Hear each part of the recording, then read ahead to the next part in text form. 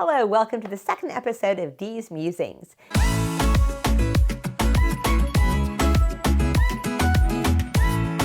Thank you so much for joining me. Dee's Musings is my informal vlog where I'm just going to talk to you about things going on with the channel, things going on in travel and cruising. These are going to be more informal chats and they are going to not have as much B-roll and editing as my more formal pieces do. So first thing I want to talk about is it's been a month since my last video to you guys, and what happened with that. Something that I have not talked about a lot on my channel is that I suffer from severe rheumatoid arthritis. I take several very strong medications that generally have my disease under control, but every now and then, especially the longer I'm on the drugs fail me and I will get a very, very strong flare-up. So last month in August, I had some travel that was not cruise travel. I went to a conference in Bellevue, Washington, and I immediately from there went to visit my daughter in Japan. So I was gone for over 3 weeks. And right after the conference, where I am on the board of a nonprofit organization, so I was very, very busy, directly took a long flight into Japan and landed in the middle of August in Japan, which if you've ever been to Japan is really hot. Like as someone who is there in my family right now said lava hot, and it was hot and humid, and my body said, yeah, no, thank you. So I got into a really bad flare-up. And I really kind of couldn't function for a month. So I got back from the trip, and I also have another job. I work with this nonprofit, and I have home obligations and family obligations, and it was a little too much. So I had to put, for the last month, the videos on hold a little bit. I'm feeling much better now, not completely over it, but enough that I can do some videos. And I wanted to talk about the rheumatoid arthritis, and one of the reasons I do take a lot of cruises is my rheumatoid arthritis. It is a very difficult disease in that I don't know when it is going to affect me. So if I'm on a cruise ship and I get a bad flare-up, it kind of doesn't matter. I'm still on the cruise ship even if I can't do a lot of excursions. I'm enjoying myself. My husband's still going and doing things he wants to do, or my family. And I can sit and enjoy looking at the ocean, going to dinner in the evening, resting. It is very, very doable for someone who has some degree of disability or someone who is older. I know a lot of older people cruise for the same reason. So I've never really spoken to you about why I cruise so much as opposed to other modes of travel, which I also do enjoy.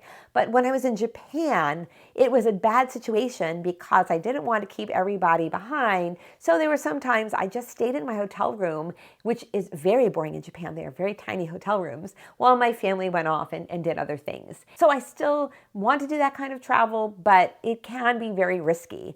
And as you all know too, I very much struggle with keeping myself fit and healthy so I can continue to travel and cruise and do my channel for a very long time to come. Sometimes being really fit and eating healthy and doing everything right, including taking all your medications, is just not enough, and the flare-up still happens. So if anybody wants to talk to me, if you have an autoimmune disease or you have rheumatoid arthritis and you're a traveler or a cruiser and you want to start a conversation, talk to me in the comments, because I'd like to hear from you and what some of your strategies are and how it has affected your travel as well. So enough about that. There's been a lot going on in cruising while I've been gone. We've got some wonderful new ships coming out. We've got the Icon of the Seas is now available for Royal Caribbean to book. And I know it's quite expensive, and I'm going to see how my Wonder of the Seas trip goes before I book anything else. But I am very, very interested in seeing what that ship is all about. There has been a lot of weather to report on.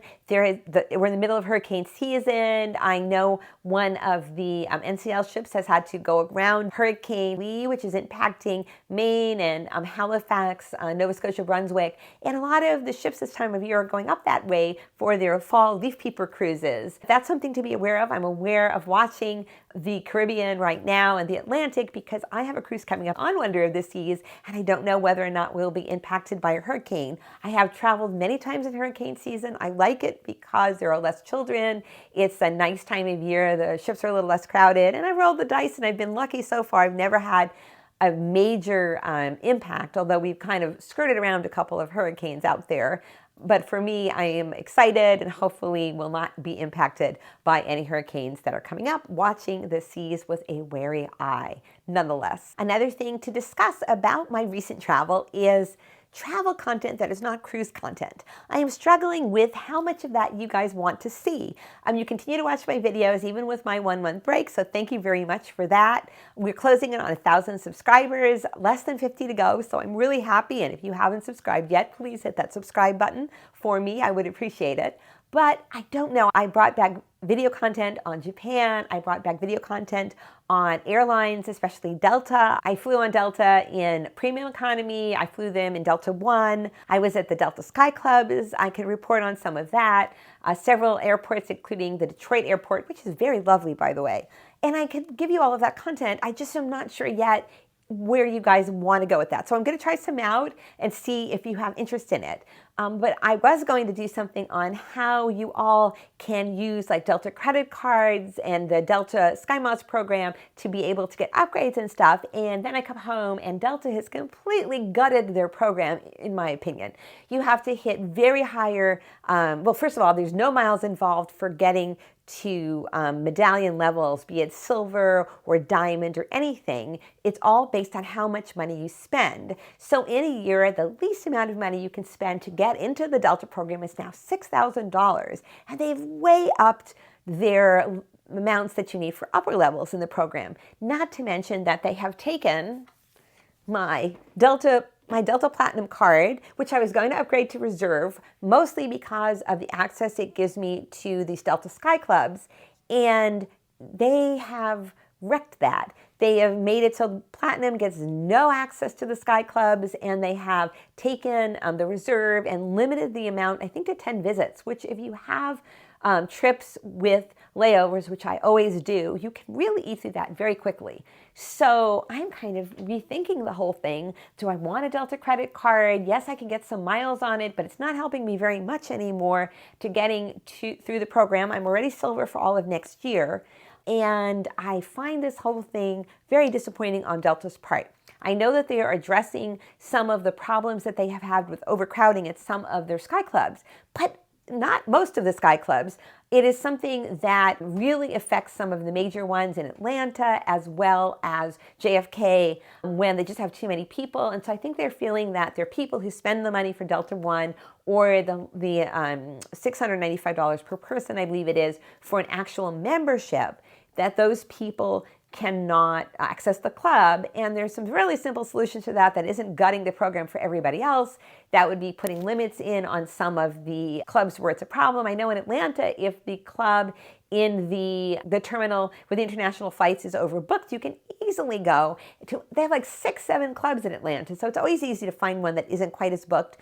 JFK, I don't have a lot of experience with, but they also could put in lounges for their Delta One customers or their very, very high-level medallion people like United has done with their Polaris clubs. So I just think that this is misguided, and I hope that Delta really takes a look at this.